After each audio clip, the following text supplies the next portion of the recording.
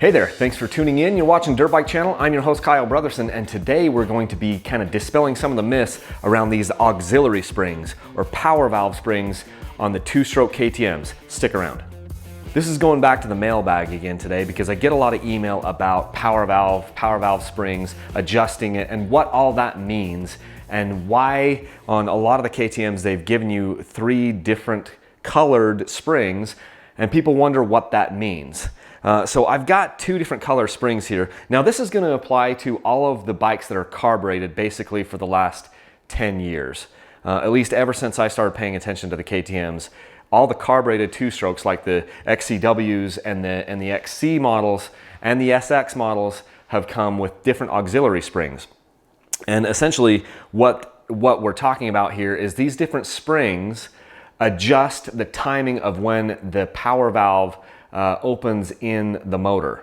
And there's a couple different ways that we can adjust that. Number one, it's by these preload springs that have different weights, different tensions. And then also you can use an adjuster tool to fine tune that a little bit on the bike. I'll roll in some footage of what that looks like on a bike. I have only a fuel injected model here, a TPI, a 300 TPI in the shop, and you're not supposed to change. KTM does not want you changing the auxiliary springs or messing with the power valve on the fuel injected bikes. So if you've got one of the fuel injected bikes, don't worry about it. But if you've got one of the carbureted bikes, it is important to know what these springs do. So let's just give a little bit of a refresher.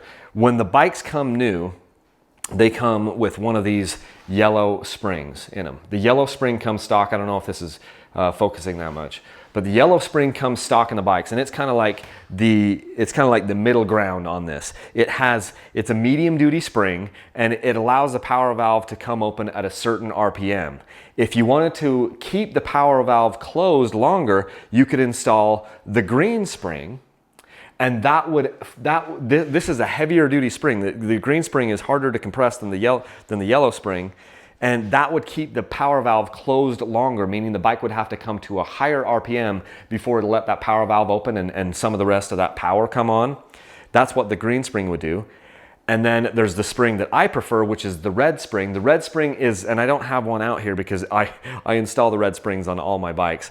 Or at least all the carbureted ones. The red spring is even a lighter duty spring on the other end of the spectrum that allows the power valve to come open at a lower RPM sooner. Now, what does that do to the power carrier? If you're unsure, what your bike is, you should lay it over and find out what's in there. I've done other videos showing you how to do this. Maybe I'll dig up some of that footage, but you can just lay your bike over on its side, turn the gas off, lay the bike over on its side, pull those two, I believe it's two 6mm bolts out of the side, and then you can pull your power valve out, or the auxiliary spring, I should say, and see which spring you have in it. Chances are you're going to have the yellow spring if no one has changed it, and that's a good starting point to have.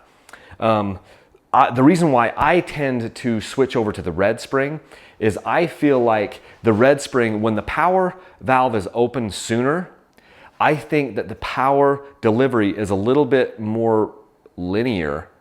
And it isn't as much of a shock to my system when it comes on. I want the power to come on at a lower RPM, and that's why one of the reasons why I like the red spring. I like the power characteristic. The yellow spring is okay. The one that I do not like at all in any way, shape, or form is the green spring because it keeps the power valve closed longer. I don't like that at all.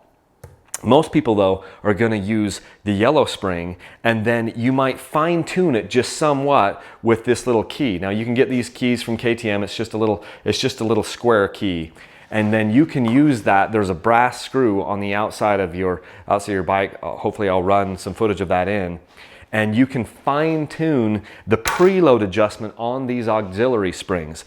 And my suggestion to you is just do a little bit, guys. Don't go crazy.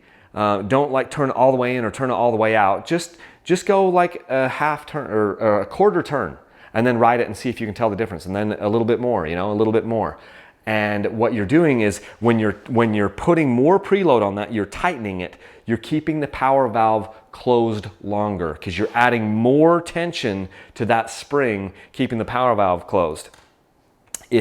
Conversely, if you loosen, go left, out on that screw there, that bolt, you're going to allow the power valve to open up at a lower RPM because you're reducing the tension on that spring there. So that's kind of what's happening. I suggest that you go out and you get one of these tools. It's like $5 or $6 from KTM. You can get them at Rocky Mountain ATV. That's where I got this one. And then I just carry that around in my pack.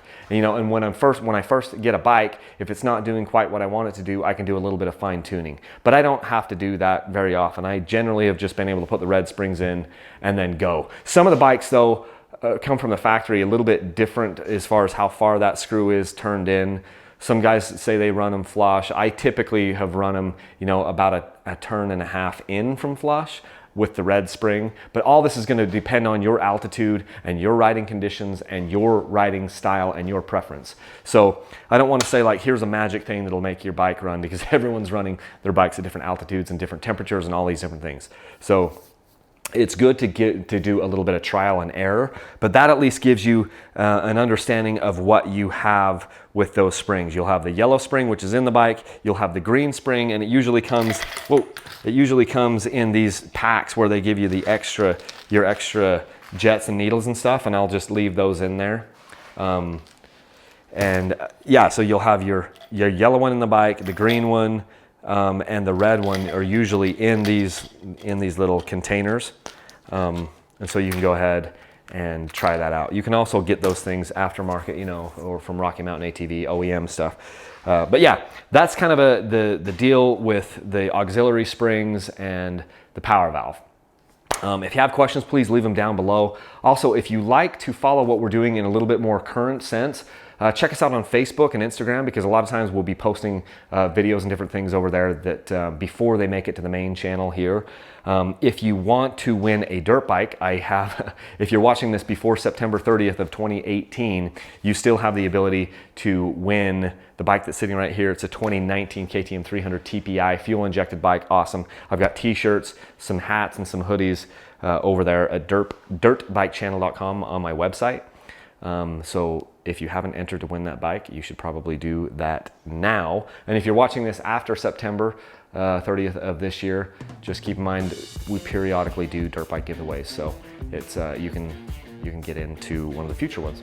Anyway, that's pretty much it, guys, and I hope that you all get some riding in for me while I am out this summer and fall, and I want you guys to keep progressing and keep learning and keep loving this sport.